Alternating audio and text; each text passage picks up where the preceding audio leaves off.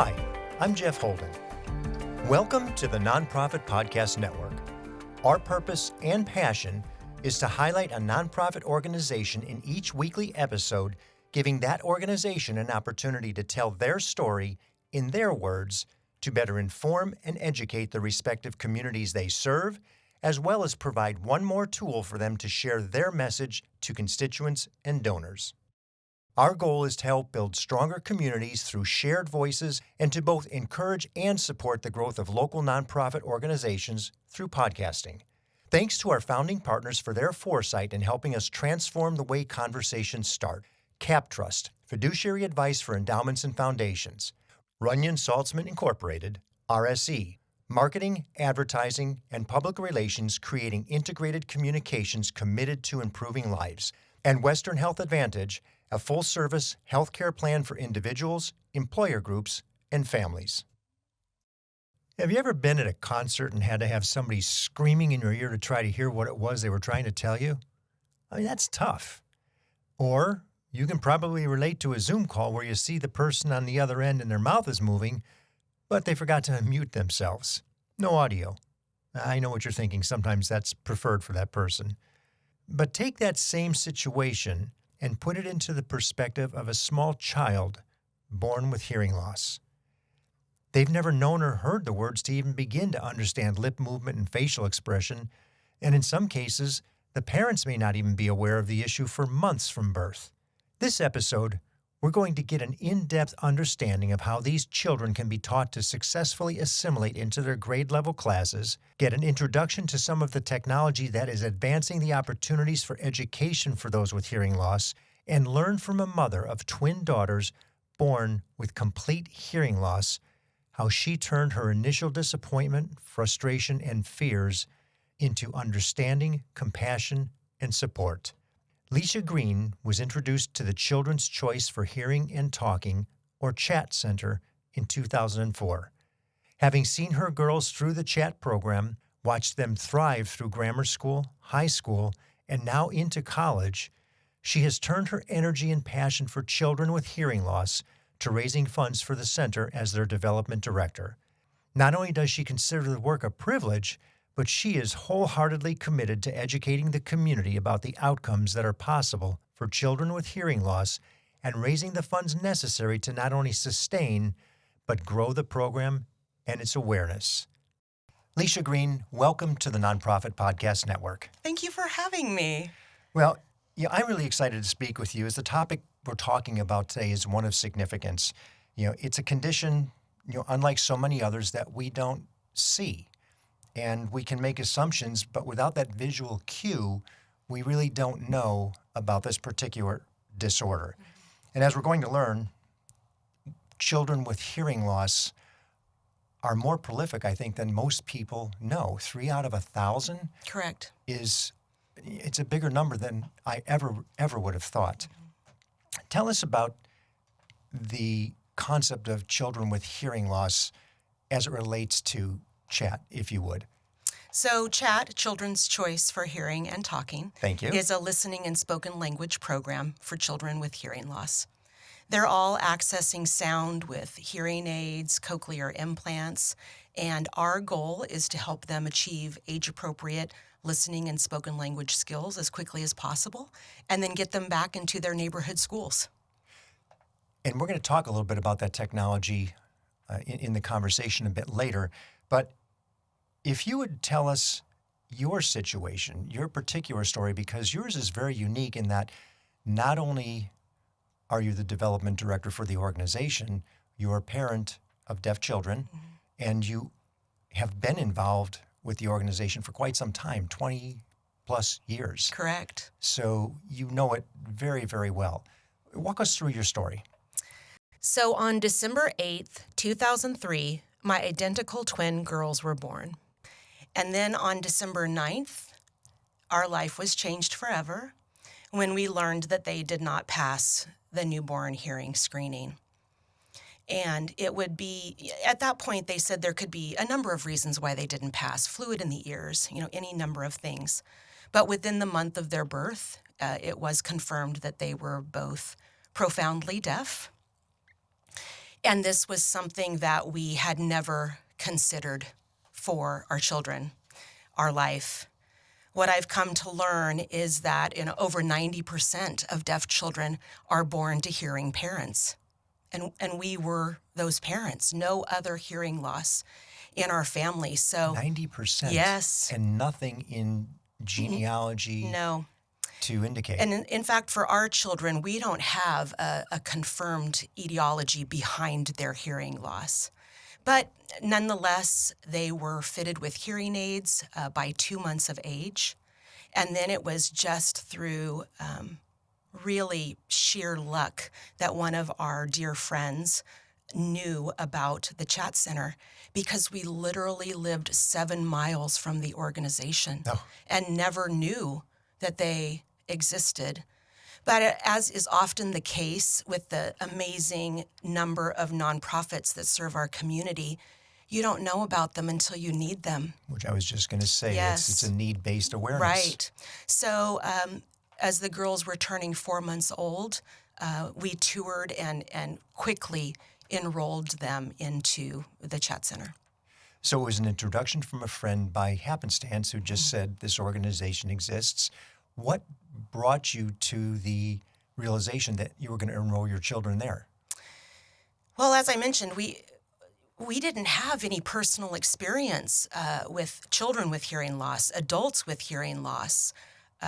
It really wasn't until she mentioned that our children could learn to listen and talk that we even considered this a possibility. And I will tell you, I was a huge skeptic. I was a school teacher for a number of years prior to the girls being born. And even in my education background, I hadn't had a children with hearing loss in my classroom. But I wanted to do my due diligence, if you will. I wanted to see and check out, research the different resources and communication options that were available to my children. So on the day that we visited, from the moment we stepped in the door, there was just this feeling of happiness, of joy, of hope. Children just like mine. Being children. Yes, yes.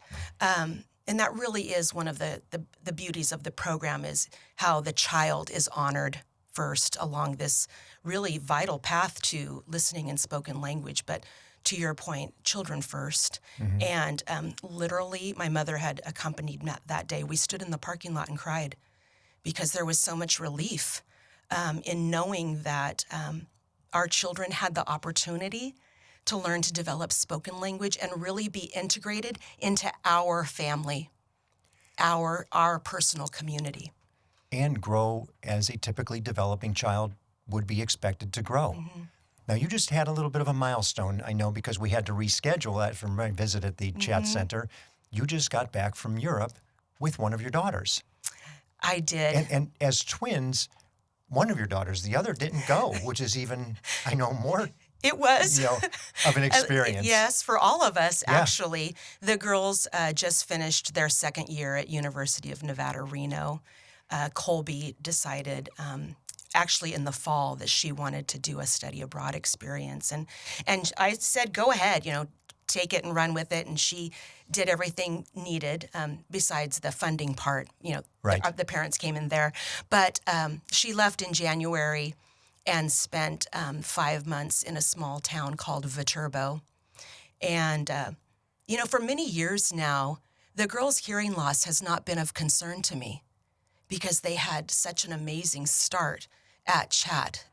They came out with outstanding oral communication skills, self-advocacy skills. I was quite confident that she was going to be able to handle herself even in a foreign country. But to top it off, she chose to take Italian. I was just going to say, in a foreign language. Yes. So it Which is even somewhat mind-boggling to think, here's a child, a student now, young adult, with hearing loss in a foreign country, learning a foreign language and able to communicate. Yes. And not only survive, but thrive. Right. And along the way, they received cochlear implants at a very young age. Their first one at 1, their second at 3.5. And would you explain that for the audience? Not everybody knows what that is. So most are familiar with hearing aids. They're going to be a technology that basically makes sounds louder. Mm-hmm. But for my children being profoundly deaf, they were not acknowledging sound until it was at 110 decibels, which is like a jet engine going off by your ear. So hearing aids were not giving them enough gain to acquire spoken language. So they qualified for cochlear implants. And now all these years ago, almost 20, they didn't do bilateral implantation. Which is? Both ears at the same time. If you qualify, both ears at the same time. So the girls received their first one at 1, and then their second at 3.5. And then through the experts, which I know we'll talk about a little bit more later, but the experts of the CCHAT Center, it's so important that these devices are supported with the services that help them be successful. Mm-hmm. Because you and I both wear glasses, and we go and get our prescription, and you put them on, and it's like, oh, I can see. Right. That is not how it happens with technology that helps with hearing. It's really a process, especially with cochlear implants, to train the brain on what hearing, yes. Right, or what it's sensing, yes, what that activity is in the so it was neural really, pathways. When Colby, as the months went by and she was just thriving, I was again like immersed in gratitude for what the CCHAT Center had given her as a foundation. It's really allowed her to pursue whatever it is she's wanted to do. Chooses to do. Yeah. Well, and I like that story of hope up front because it demonstrates that your child, who may have hearing loss, is not at as great a disadvantage as so many people think at first. Mm-hmm. I mean, it's traumatic. Yes. It's not what you expected. Mm-hmm. What's the age range of the children you support at the CCHAT Center? So at the center, which is in Rancho Cordova, we're serving kids birth through 3rd grade. But we have a few other programs. We have a mainstream support program where we have teachers of the deaf going out into surrounding school districts. And they're supporting this year over 300 children with hearing loss and can do so through age 21. Oh, wow. And then we also, a few years, launched a newborn hearing diagnostic program. So last year we provided 100 appointments to families with infants who needed the initial screening or perhaps a diagnostic evaluation to see if there was actually hearing loss present. What's the capacity? How many students/children can you accommodate? We have yet to reach capacity. It's great to hear. Well, it is. And that's not necessarily in facility, but that's in totality? Well, I feel like it's most important for us, at least with this point, to address the center, because there is an ideal window for spoken language acquisition. And if we had a wait list, we would be losing valuable time that a child with hearing loss could be working towards age-appropriate skills. So actually, we have an amazing executive director and staff who make it work so that regardless of when the families and the children arrive, they are able to enroll and start making progress. So in this case, this situation, always best sooner than later. Always. That's why we call it early intervention, right? We have newborn hearing screening in place. So prior to the child leaving the hospital, in most cases, they are receiving a hearing screening. Then, should they need it, a follow-up diagnostic evaluation, then immediately getting some kind of amplification. Mm-hmm. It's typically hearing aids. And then enrolling in some sort of early intervention program for families who want to follow a listening and spoken language path. Then CCHAT is the model program for that. Are there any other organizations like this in the greater Sacramento region? Not in our region. We have a sister school in Redwood City. Okay. But you bring up a great point that we have a very broad service area. We are a day school. We are not residential. So folks need to be able to drive in on a daily basis to benefit from service. But it's amazing what families will do to access the resources that are really going to be life-changing for their children. We have families over the past 26 years who've come from Modesto, Napa, Yuba City, even those who have moved from, we had a family move from Singapore because the father could transfer with his work, and twins again. Wow. They did not have services there, so they came here, benefited from service, and actually have moved back. So we have actually an international I was going to say, you're global. impact, right? But we have kids coming from Benicia, Vacaville, Fairfield on a bus every day. I mean, it's this is a transformative program, and when we can get them very early, there's this opportunity really for them to return back early, start kindergarten with their hearing peers, and move on with their educational aspirations. So there's two questions that I've been holding that I want to interject. Okay. How old is the school? How old is the CCHAT Center? We opened in 1996. Okay. That's almost 30 years now? Yeah. Amazing. It is. Just amazing. And then the second part of that is, for somebody who's listening or somebody who's maybe not aware, obviously there's some denial.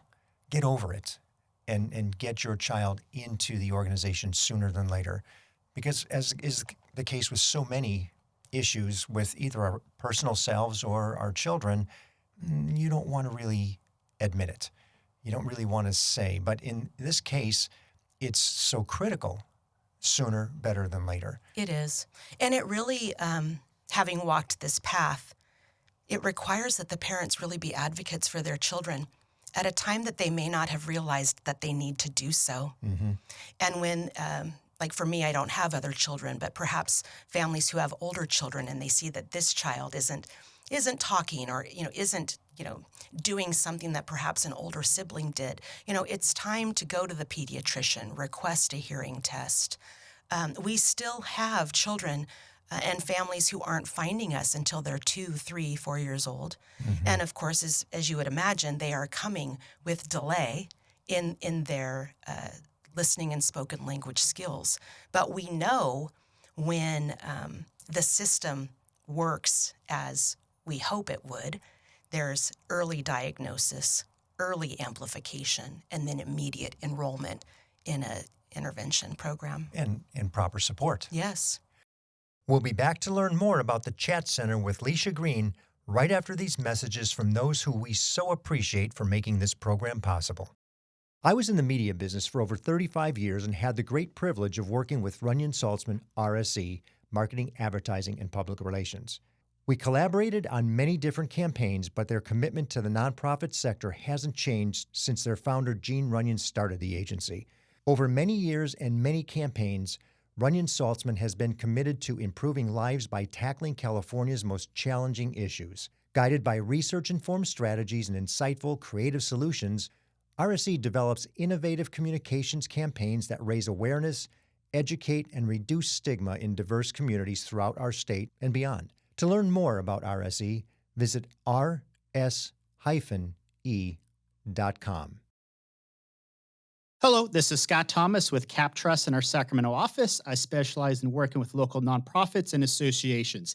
Annually, we survey private and public nonprofit organizations across the country to better understand challenges they see in today's environment. In our more recent survey, we heard concerns about proper board governance, mission-aligned investment, and how to implement alternative investments. If you would like a copy of the survey or to discuss your organization, look me up, Scott Thomas at captrust.com.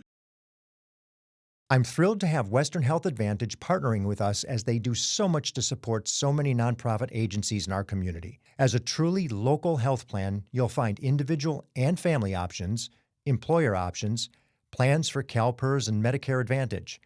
From medical services to pharmacy, health and wellness support, as well as behavioral health care, Western Health Advantage has a plan that fits what you need. As an employer, For profit or nonprofit business, individual or family, you can find more at westernhealth.com. A perfect segue to the next question I've got is the programs you've got on the website. There are, it's a huge volume of content and opportunity for both child/student as well as parents and families. Could you walk us through some of those programs that you've got, maybe the most popular or those Sure. that get most use? I think it's important to share that as soon as an infant has a confirmed hearing loss diagnosis, they can enroll in the CCHAT Center into our Baby and Me program. It's a parent participation class where not only is this very small child who wouldn't typically be in a structured environment is encouraged to, attend and have sound awareness, but it is an opportunity for us to take in these families and say, we understand this path that you are on. We are here to support you. We have people on staff, like myself, who have been down this path before. And we're here to help your child succeed. As they get older, we have a full array of academic classes through third grade that includes daily individualized speech therapy, which is a hallmark of our program. In no other situation would you find a child being pulled for 30 minutes each day to work on their individual goals and objectives. They have daily music experiences. We also offer, which is coming up soon, a 3-week summer school program so that children are not having regression over the summer, but Or withdrawal yes, from their friends and the school and the fun and everything else. And it is fun because we like to frame it as camp. Yeah. And it's a shortened day, and there are exciting things, but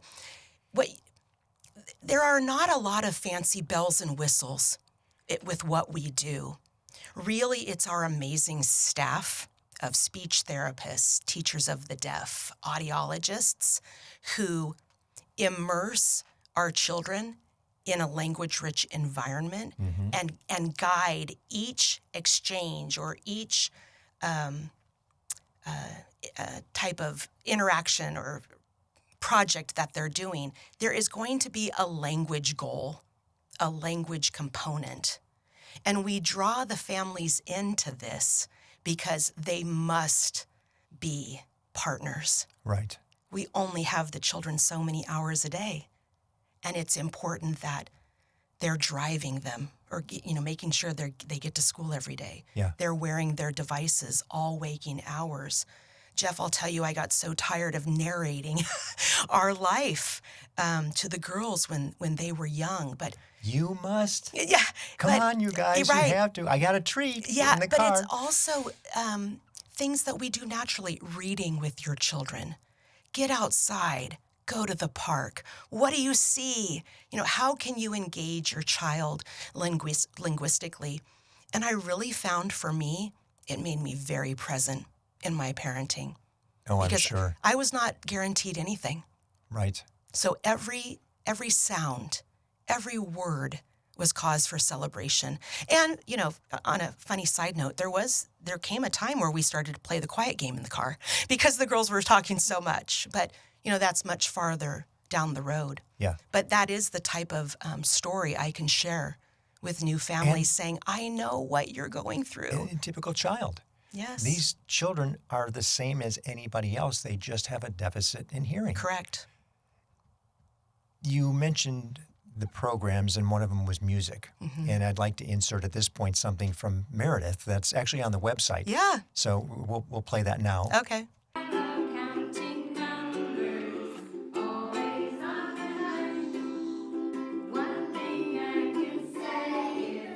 Music is a huge part of what we do here. It's not just for the little kids, although that seems like, an obvious age group to use it with, but even my older kids are very inspired by music. Music is a great place for them to learn things that are actually precursors to literacy, so rhythm and timing, things like that. And also just vocabulary, right? So we could be singing head, shoulders, knees, and toes if you're really little, or we could be singing root, stem, leaves, and flower if you're really old and you're working on those vocabulary words. So music has been a really great way to sort of make it fun for them.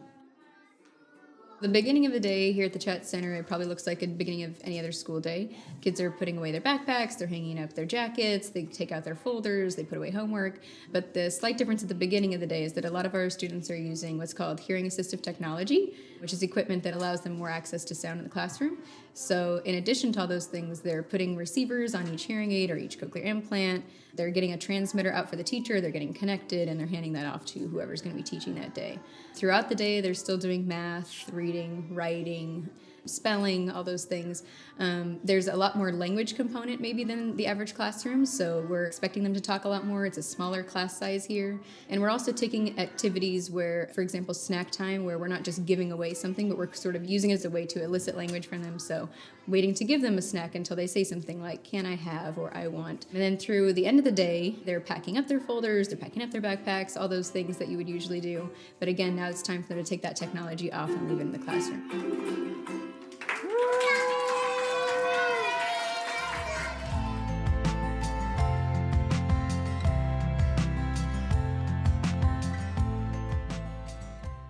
What are some of the technological advances that we've seen?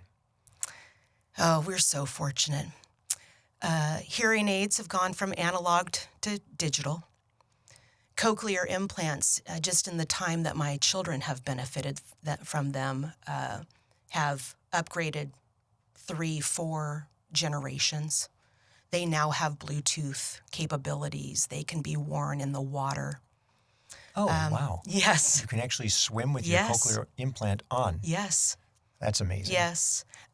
For children or adults who have a conductive hearing loss, there's of course, it's called a BAHA. I'm challenging your I know technology you are. skill. It's a bone-anchored hearing aid. Okay. There you go. But and even the hearing assistive technology that students at CCHAT are introduced to and then supported so that they understand how it works. They used to be called FM systems. Mm-hmm. It's now a HAT system. But basically the teacher wears a microphone. The child has a receiver on their hearing aid or cochlear implant, BAHA. And the teacher's voice goes directly into the device, which at CCHAT isn't as important because we really work on having an acoustically ideal environment for the child. But with the ultimate goal of them going back to their neighborhood school, Right. You've got large classes, linoleum floors, high ceilings, an HVAC Echo system that should have been replaced years ago. That's where it's really important, and it helps to support reducing auditory fatigue for the child. The tour you gave me, I recall going to a technology center, so to speak, on campus. Mm-hmm. And I was able to see the variety of different devices, the technology that's coming out, the software that's being used in these hearing support devices was really amazing in terms of where it's going. Yes. And from a standpoint of a naive observer, somebody who's not immersed in that experience, or a parent, I would imagine for the parents, what a huge benefit to be able to learn that part of it as well, so that if your child might be experiencing something, it may be the device issue. You know, you can then get engaged and either talk to somebody at the CCHAT Center and or know what to do when that happens. Big deal. Yes, we have 2 audiologists on staff whose primary goals are making sure the children have optimal access to optimum sound. But also, you saw the sound booth. That can be a very intimidating environment, especially one where you're putting a child to get quality information. But when they don't have to leave CCHAT to go to their audiologist closer to home or in the Bay Area, they are comfortable with the staff. Certainly less intimidating. Correct. They are rested. They are well fed. They have an opportunity to practice learning how to be reliable reporters when having a hearing test. So actually, we have amazing partnerships with the many audiologists out there serving our children. And a lot of these testing opportunities happen at CCHAT, and then the information is shared out. And then it also doesn't require that the child miss school, because it all happens within the walls of our building. In the confines of their course study. Yes. Which is, what a blessing for the families. It's not another trip they have to make or another day off of work or hours out of scheduled time. And it does give another level of information that Katie, our audiologist, can use, our speech therapists can use to better support the child in the quest for age-appropriate listening and spoken language skills. They're experiencing every aspect of that child's hearing loss and how they interact with their devices.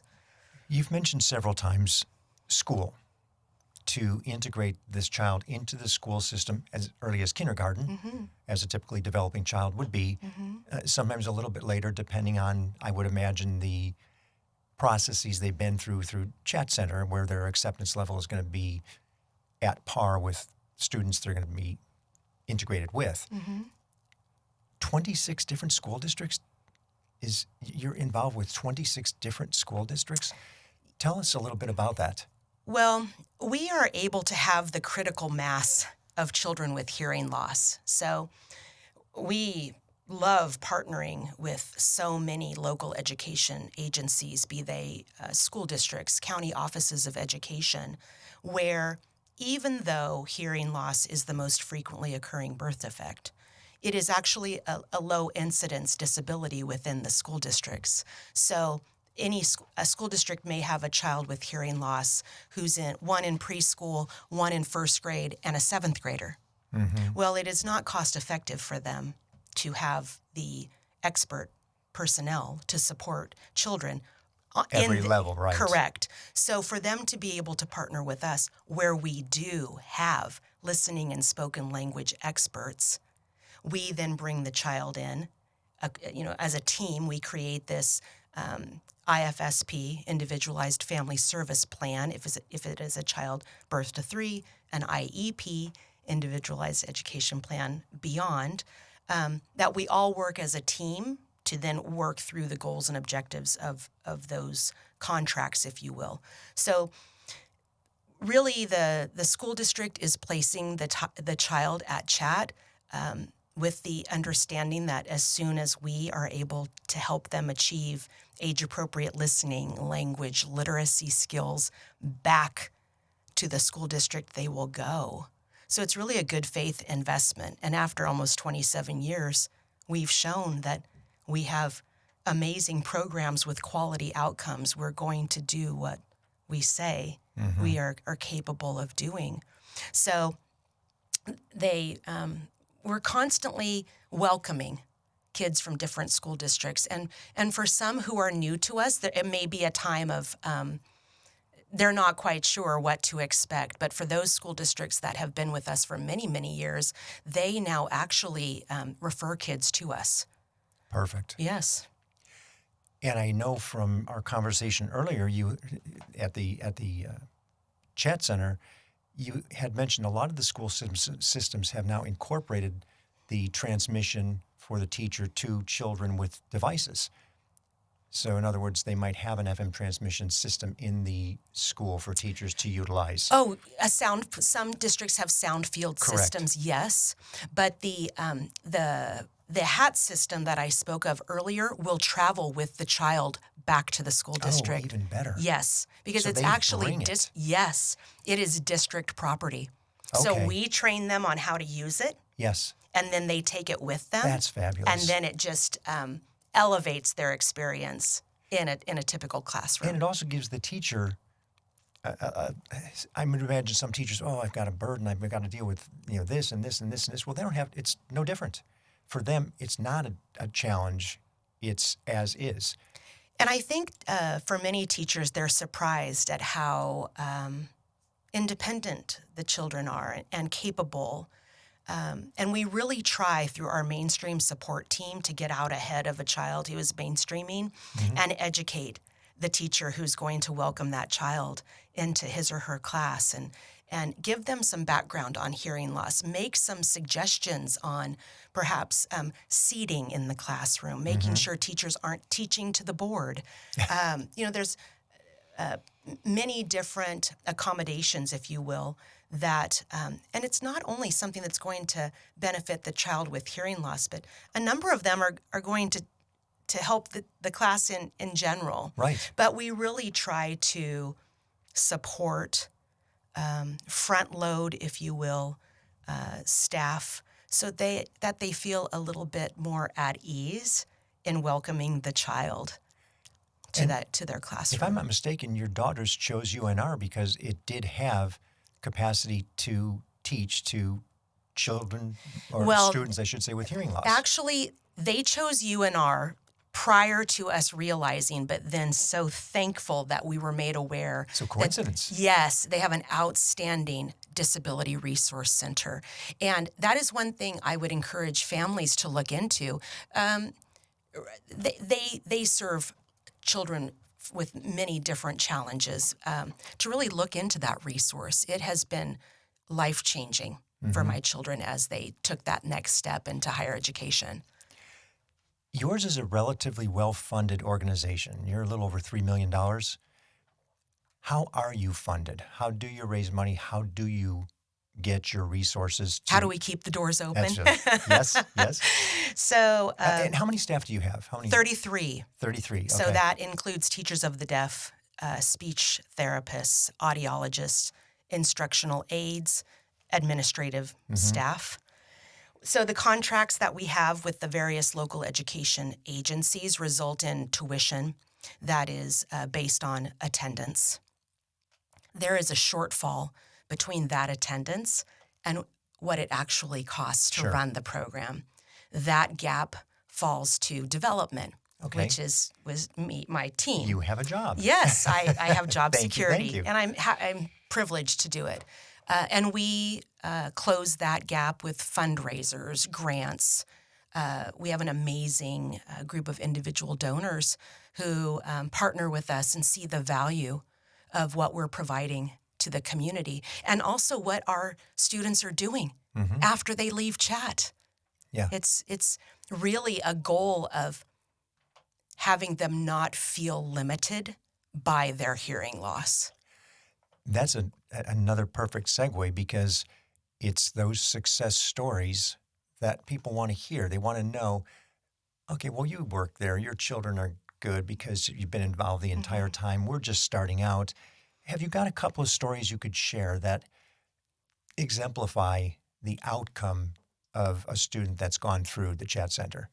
Probably more stories more than we have time to tell. Yes, I know. After 27 years, we've had a couple full circle moments, which are very beautiful.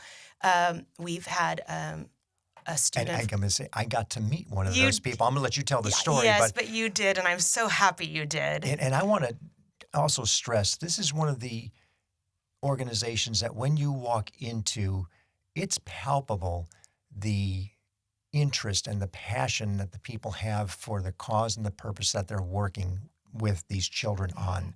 It was amazing. And partly, I'm sure, because you're dealing with little children. They're so cute. They're just so innocent. And it's like walking into a kindergarten. You wouldn't know the difference. It's very typical in so many ways. But we had one of our alums from our first class has gone on to become a teacher of the deaf. And she returned to CCHAT to teach for a couple of years.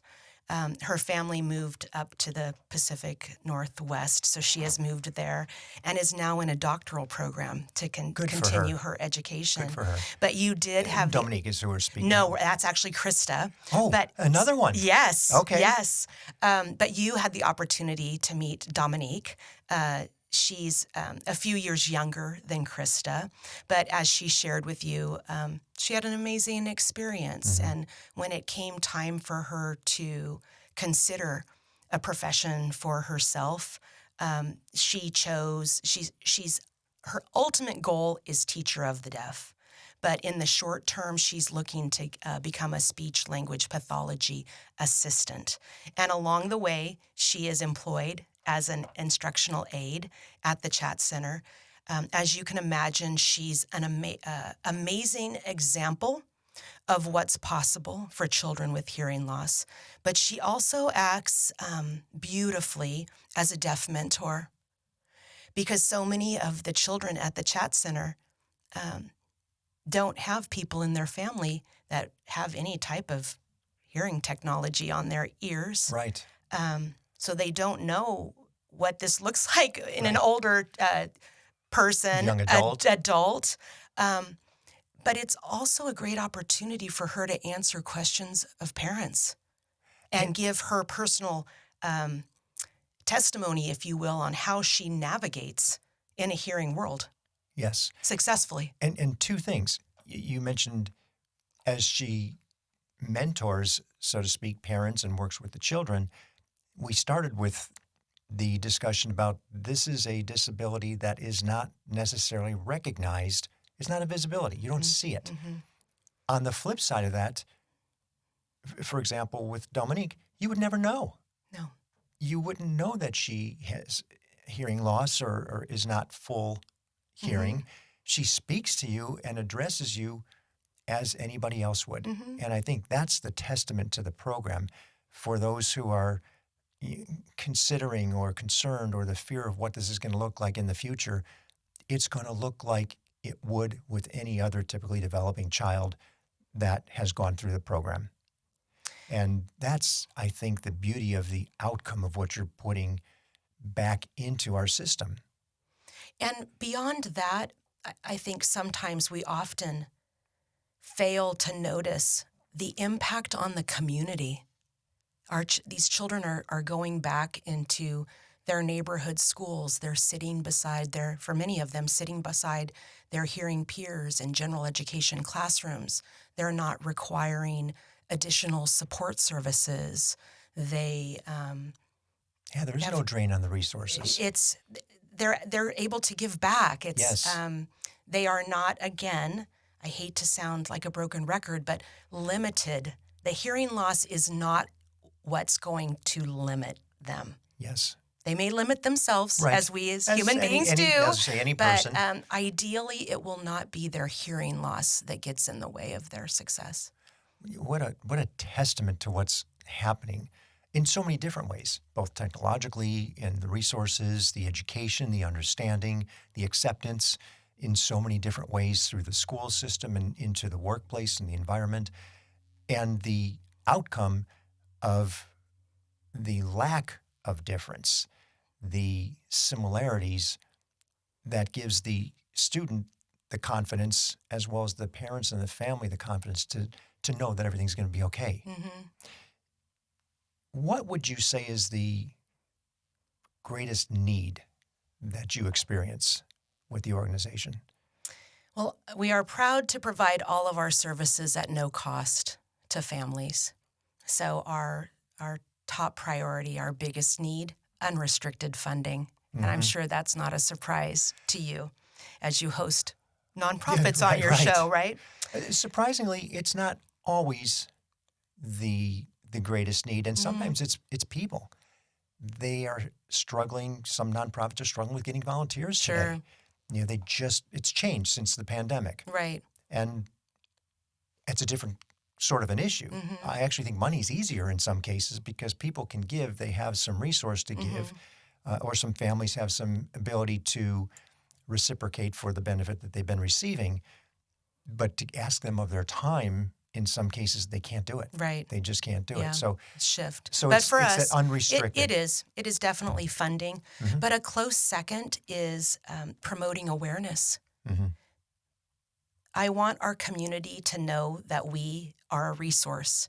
And as we've expanded the services that we provide, not only are we center-based with children learning to listen and talk, but now we're out in the community serving families who, more times than not, their child we provide a newborn hearing screening, and the child passes. the test, and off they go with their life. But we were there to support them at a vital point in that infant's life, maybe just a few days old. But we know, especially through that service that we provide, this year alone, we've diagnosed 6 infants with hearing loss who may not otherwise have had that screening. And now that child, should the family choose to walk this path, has the opportunity to get hearing aids, be enrolled in a program. This is what we want to be part of. So that outreach portion, the awareness that we've been around a while. We are experts in this field, and we are ready to welcome new families, welcome children, and support them on this path. Collaboration with other organizations. Obviously, the school system is one, but are there other nonprofits that you collaborate with as a result of the services you provide and those that they're unable to work with because it's beyond the scope of their service? Our services are fairly unique in what we do and who we serve. New partnerships for us have been really medically centered. Makes sense. Yeah, Dignity Health. We are in with the California Birth Center in Rockland, providing newborn hearing screenings. And, I'm always on the lookout for a new partnership. And maybe it is through just a casual conversation that someone says, "Oh, have you ever thought of this?" And I'm like, "No, but let's try it." Yeah. So at this point, we don't have a lot of partnerships with other nonprofits, although I do immerse myself in opportunities like Big Day of Giving, where And we're I saw all $52,000 yes, this we had year. an This is amazing 2024 campaign. that we're Yes. doing this. Yes. That's huge. It's really an opportunity for all of us to come together and strengthen the nonprofit community as one, rather than feeling like we need to be in competition with one another. Well, and I think you touched on something a little bit earlier where it's awareness. People aren't aware. And part of what we're trying to do is just make people more aware by having people tell their stories about their organizations. And just in the circular motion we get of people coming in and out of the studio, we've made connections because they didn't know or it just didn't make sense at the time or they just weren't aware. And I'm thinking already we're talking to foster child organizations that start early on. Yes. Who knows that one of those children might not be experiencing hearing loss or have challenges there. Yes. Well, I've got a place to connect them. Yes. You need to talk to this organization. They've got some children every so often throughout the year that come through like this. Yeah. Just those sorts of cross communication.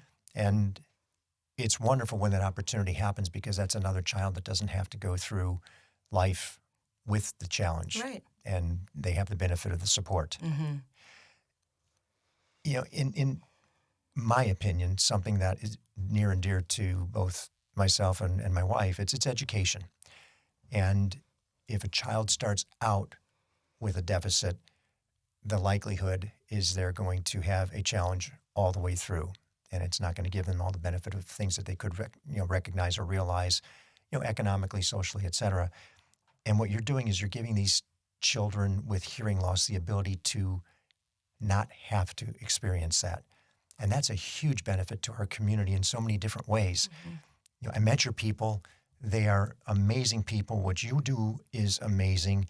The fact that you've got the experience as a mother of twins who experience hearing loss, who are now in college, sophomores. I can't wait to talk to you in 2 years once they graduate and they're off doing their thing, whatever that thing is.